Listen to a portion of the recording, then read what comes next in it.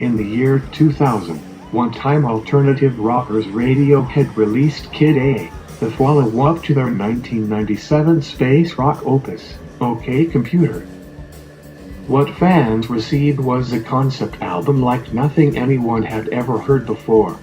It was electronic, it had no official singles, it had very few traces of the guitar rock sound of all their previous work, and it was far weirder than anything else in mainstream music. Kid A still inspires musicians today. Take a listen to how it has affected rap star Danny Brown, who is also very open about his own addiction to drugs.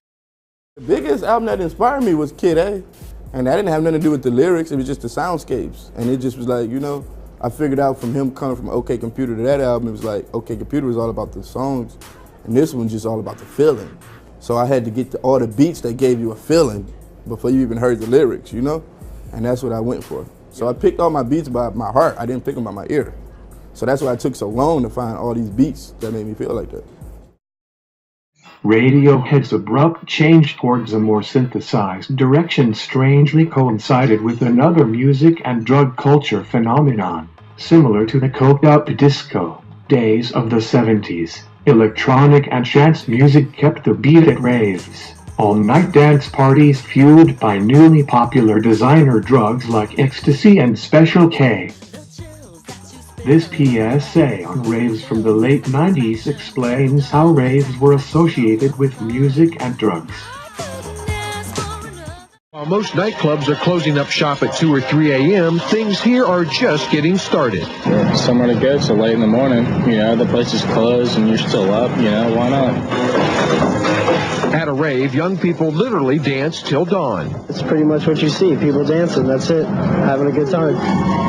There's a lot of drug orientation with it, that's what the bad thing about it is, but it's not about the drugs. Ron Pasto runs this Ybor City clothing store that caters to Tampa Bay's rave crowd. Pasto and his friends say the rave scene has two problems: young kids and dangerous drugs. The things that are submitted to our laboratory range from cocaine, marijuana, heroin, and methylene dioxymethamphetamine, or MDMA, ecstasy, or methylene MDEA, which is another derivative that we find pressed in tablets, as well as amphetamine and methamphetamine.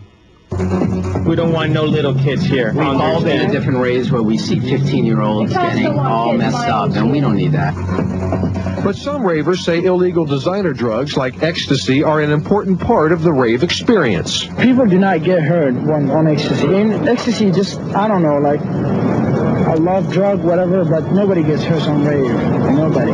What legal activity begins at 12 o'clock midnight and ends at 7 o'clock in the morning? There are not. That these things are not just regular sock hops.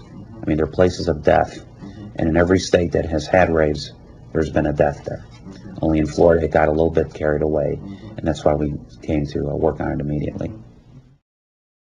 Another scene was taking off as well, this one more reminiscent of old Grateful Dead shows. Jam bands like Fish, Disco Biscuits, Humphreys McGee and many others helped to revive the festival scene. These days there are dozens of festivals like Coachella, Bonnaroo, and Burning Man that attract thousands of to days of live music and partying in the great outdoors. Pot and psychedelics, like magic mushrooms, are particularly popular as the festivals frequently attract journeyers in exodus from the real world of school or work. Music and drugs will always have a close relationship with artists. But that has prompted the question, why?